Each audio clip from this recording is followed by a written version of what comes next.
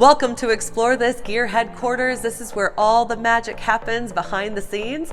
And today we're going to be pulling back the curtain again to share with you what you absolutely need to pack for the Milford Track. I feel like I'm doing a little bit of a cooking show demonstration today. I've got my table in front of me with my gear, and you're going to be seeing this gear appearing in different stages to share with you everything that I'm doing from A to Z to get ready for this adventure.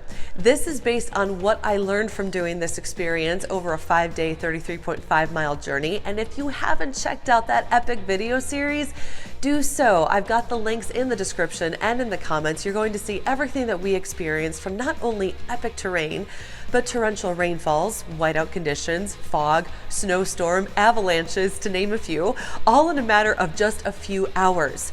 What really inspired this video is that after having that experience, there were so many things that I learned. There were so many things that I feel like I got right with my pack, and also some really critical mistakes. Now, I did that first in a separate video, the packing mistakes that I made for the Milford Track. Very eye-opening, very telling, and I wanted to make sure to save you from making those same mistakes. So if you want to know how to pack like a pro for the greatest walk in the world and do it where it's efficient, it's light, it's streamlined, so you can make the most out of your experience doing this epic adventure in New Zealand, this is the episode to watch. Let's go.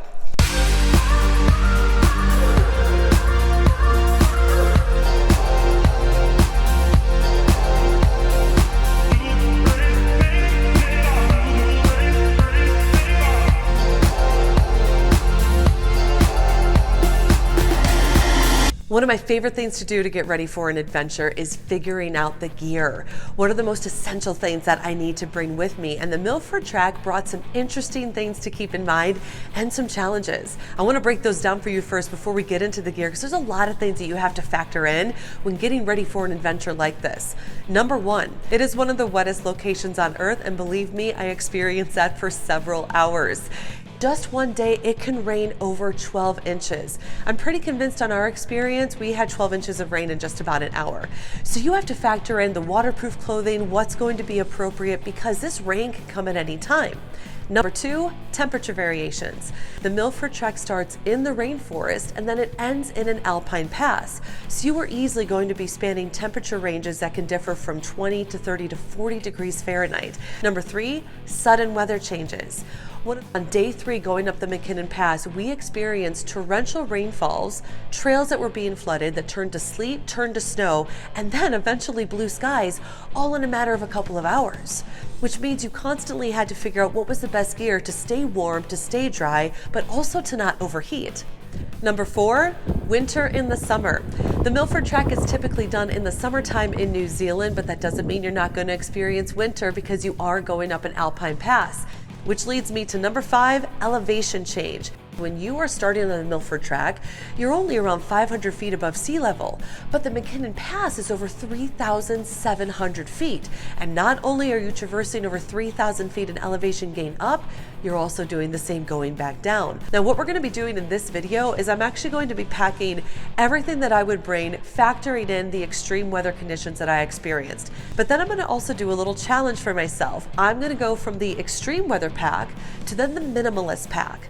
And I want to see what items could I strip out that still will keep me protected from the elements, but also keep a lighter load on my back so it's easier on my body.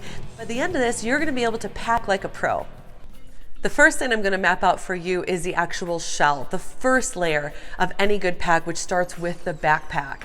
We're going to be starting this adventure with my REI Trail 40 bag. A 40-liter bag should be more than sufficient for this 5-day experience. But when I do the minimalist pack, I'm going to see if I can take it down a notch.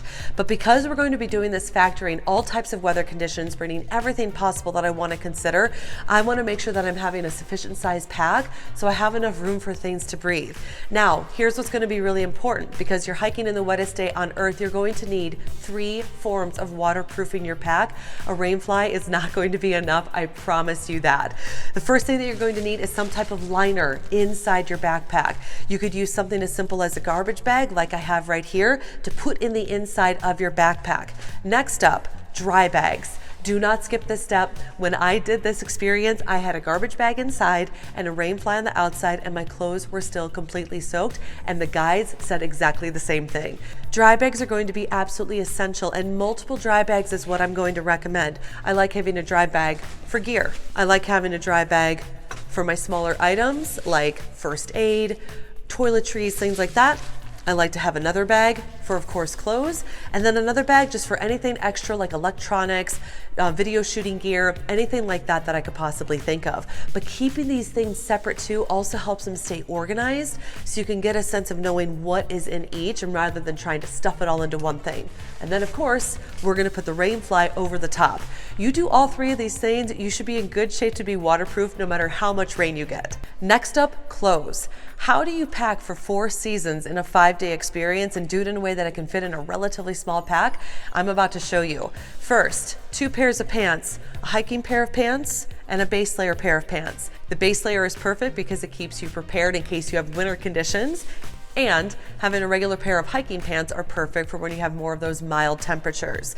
Now, technically, if I were doing this in the extreme weather pack, I'm wearing a pair of hiking pants and I'm also packing 2 extra pairs, because the most critical thing is to make sure that you stay dry. Pants, done. Next up, shirts. Base layers here are going to be your best friend because you're going to need things that are going to be wickable and breathable. And they don't necessarily have to be base layers per se, but a good hiking shirt should be made with some type of breathable material. So as an example, having a winter wool base layer, absolutely essential because you never know the conditions at the top of the McKinnon Pass. You could also look to bring a winter base layer that has a built-in hood. I would have loved this at the top when we were getting blitzed with snow. That would have been really nice so my ears weren't freezing. Then I also have a lighter base layer / hiking shirt that is perfect for more mild conditions. Maybe it's a little bit breezy, but this is what I would wear on a typical day on the Milford Track, assuming that the weather is cooler than you might think. Long sleeve shirts, done. Next up, what do you do also if it could be hot, especially when you're down in the rainforest? Bringing a pair of shorts is so important because if you tend to overheat, the last thing you want to be wearing is a pair of pants, especially when you're making your way down on the final day of the Milford Pass. And then we have our shirts. I like to bring with me a tank top and 1 t-shirt because, again, it's also just 3 days. Shirts, done. If you bring but 1 piece of clothing outside the clothes that you wear on day 1, bring a buff, because a buff is going to help you if the temperatures change and get cold, so you could cover up your face, or when you're down at the base of Sandfly Point at the end of the Milford Track and it lives up to its name, having this to cover your face is going to be incredibly helpful and necessary. Buff, done. Next up, jackets. The jackets are the things that take up a lot of space. Now, what I would do, again, for an extreme weather situation, I would have a down jacket because the temperatures were so cold at the top that there were people on our trip who were shivering and borderline hypothermic. And ultimately, I would bring 2 different rain jackets. I would bring a hard shell Gore-Tex for the winter conditions, and then also just a typical rain jacket. Great if it's going to be just a light rain to a drizzle, only for a couple of hours rather than an entire day. Jackets, done. Next up, a pair of light gloves for milder temperatures, and a pair of winter gloves in case you hit snowy conditions at the top of the McKinnon Pass. Also, an extra pair of socks. I only bring 2 pairs of socks. I always use wool hiking socks. One gets wet, I have another one to change into. Both can dry easily at the end of the day. And then finally, to wrap up the clothes, some type of winter hat to help keep yourself warm in the event of winter conditions. And of course, a sun hat to keep the sun out of your eyes and to help protect you. I don't go anywhere without this thing. Next up, the accoutrements. The first thing I would absolutely start with is hiking poles. Now look, you could technically do this without hiking poles because the descent isn't too steep up and down, but because you are doing almost 7,000 feet of elevation gain over just 3 days, these I find will just help save the body, put less stress on the body. You can use your upper body more on the ascent, protect your knees going back down. If you also did not see the packing mistakes video where I learned a very critical mistake that I made with hiking poles, make sure you check that out. Hiking poles in. Next up, a towel, because when you get to the lodges, having a shower, needing a towel, pretty important. One of these small packing towels will do the trick. Next up, gaiters. Gaiters I did not bring with me, didn't think I would need them, but going up to alpine conditions, not only that, but the heavy rainfall made the trails so deep with water that water sometimes would pour into my shoes because you couldn't avoid the puddles we had to step into. So if you got the room for gaiters, bring them with you. Also, technically a clothing item, I saw this at the gear headquarters for Ultimate Hikes before I started the trek, rain pants. They're called 𝗂𝗚𝗚𝗡 is the brand that I picked up down there, but you could get them probably anywhere. There's tons of different kinds. I love these things though because they cram down into a really small container and you can slip them on right over your boots, over whatever you're wearing in case the rain really starts to hit. 𝗂𝗚𝗚𝗡, rain pants in. Next up, polarized glasses in case you deal with sun or blistering snow. Also, bug repellent for Sandfly Point is really important. I like this thing called 𝗂𝗃𝗘𝗑. It's a natural insect repellent, essential oil based, a little bit safer for your body. Next up, sun protection. I love sunscreen that comes in this type of salve form because it's so much better than a bottle. So this is great because it's really compact and you only need a little bit along with some sun balm. That should do the trick. SPF 30 to 50 for both, that will do the trick for you. Next up, the toiletries I'm not going to go over because it's really up to personal preference, but when you bring deodorant, choose a travel size. It's going to save you a lot of weight and space. Next up, some type of pain reliever is really helpful, whether you take something over the counter. I love to use a pain relief stick if I feel like something wonky in my knees, which are the things that if anything acts up when I'm hiking, it's those, just to be on the safe side, especially after that climb up the McKinnon Pass. Next up, dental floss. Not only for oral hygiene, you would be surprised how handy dental floss comes into play when you're doing a multi-day adventure. What happens if you break a shoelace? Use dental floss. What happens if you need to strap something down to your pack and you don't have something that works or something broke? Dental floss. There's a lot of things that this can do. It's kind of a MacGyver type of trick if you know the reference. Next up, water bladder. This is a platypus water bladder. I just personally love it. Any of these products I'm sharing with you, they're just products that I love. This one is awesome because it doesn't have the plasticky taste. It is super lightweight, and anywhere where I can save weight is really important, which you're about to see when we do the minimalist pack. I already want to cut out 30% of the stuff that I'm showing you. Next up, foot protection. Moleskin is my jam. If I'm dealing with blisters, which I have dealt with a lot, I've had a lot of blisters, I've lost a lot of toenails. Moleskin has been something that has saved me on multi-day hikes. If you're down in New Zealand and forgot, they have a really cute thing called foot fleece, which is basically New Zealand wool, and you can take the wool and stuff it down in any of the hot spots in your boots. Foot protection in. Next up, boots. Now the boots aren't technically going to be in the pack, they're going to be on your feet, but make sure your boots are broken in very, very well. You could technically do trail runners, but if you are stuck in alpine conditions, that can make it very, very difficult. When I first bought these boots, the rep told me put in at least 100 miles to make sure that these boots work for your feet. Boots, pretty important. Won't go in the pack, but they'll go on you. Next up, some of the basic things, first aid gear, just in case. The guides will have them if you're doing this as a guided experience. I love guided treks, but I also love being self-reliant in as many ways as I can. First aid in. Next up, a headlamp. When you do the lodges, the electricity turns off at a certain time of night, so if you need to get up and use the bathroom, if you're just staying up because you can't go to sleep, make sure you bring a headlamp with you. Headlamp in. Next up, we got a waterproof phone case because, let's just be honest, you're in the wettest place on earth. You should bring one of these. I literally had to turn my camera off for about an hour going up the McKinnon Pass because I didn't want my phone to get drenched. So this would have been really helpful if I still wanted to take some videos or pictures. All right, final thing, a pair of sandals, because you want to make sure when you're lounging around at the lodges, you're not living in your hiking boots when they're already hot and wet, probably a little nasty after the day, and that will do it. That is our pack. This is the extreme weather pack. Now let's see how this all fits in the backpack. Remember, first up, garbage bag goes inside to line the entire pack.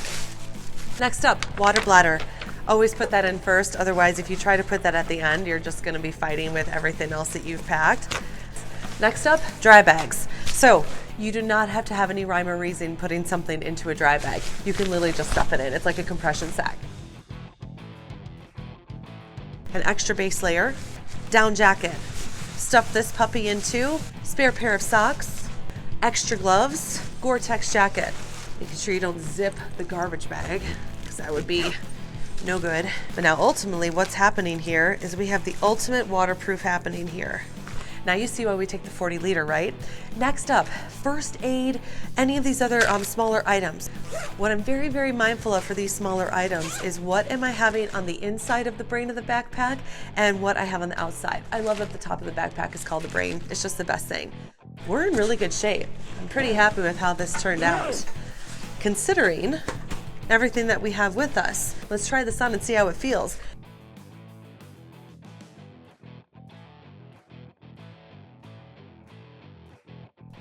Oh, come to mama. And that is your 40 liter pack for the Milford Track. Really compact, got room for food, got everything we need for any type of weather condition to keep us comfortable, to keep us safe, to keep us dry. That is the extreme weather pack.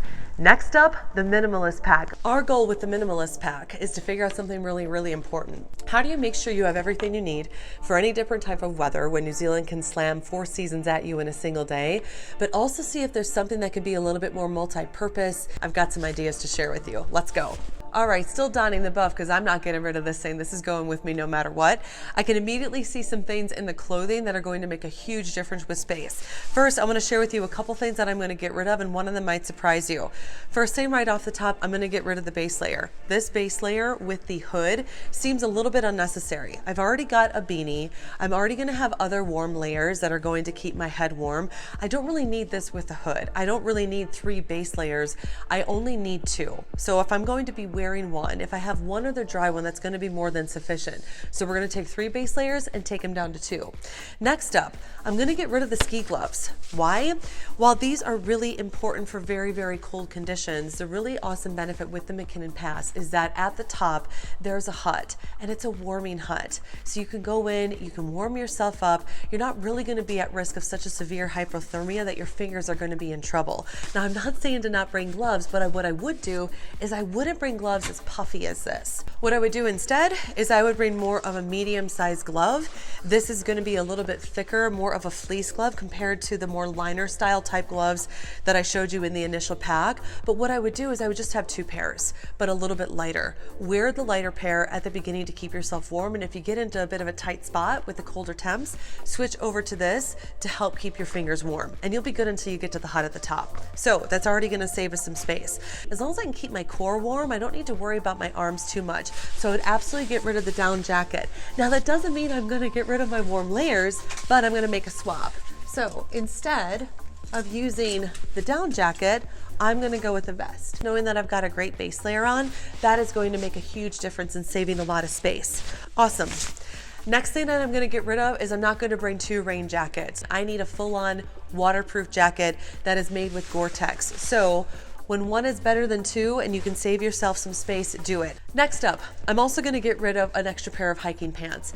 One really only needs 2 pairs of pants. The rain pants I can pull over it if needed, and if the weather is really cold, I would just instead wear more of a base layer or a legging that's going to keep my legs warmer in the colder temps. So look at this huge pile of clothes here that we've already just gotten rid of. Think about how much space that's going to save in the pack. Curious to see what this looks like now that we've trimmed all this weight. Let's go for it. So I'm instantly going to make a switch. I'm going to use a smaller bag for my spare clothes that I'm not going to be needing throughout the day in case the weather changes.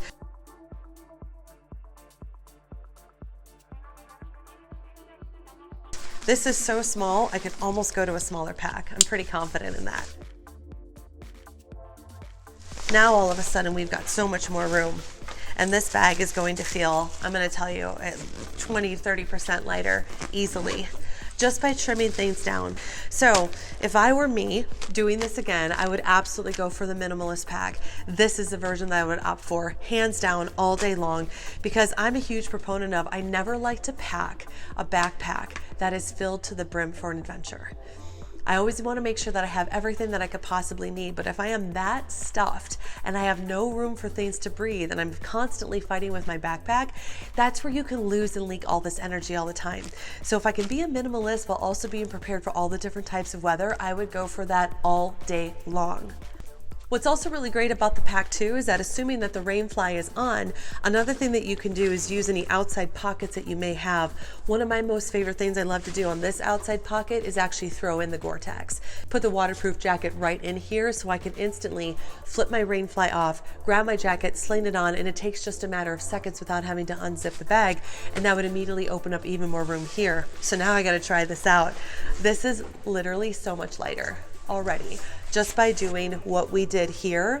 And outside of a couple extra toiletries that I would throw in, this is going to be a much lighter load, a much easier experience. So which one would you do? Do you like the idea of the extreme weather pack and having something that's a little bit bigger and having everything with you? Or would you rather have something that's more minimalist? I'd love to hear from you. Now that you've seen me go through these two different styles of packing for the Milford Track, I've got an awesome free resource for you.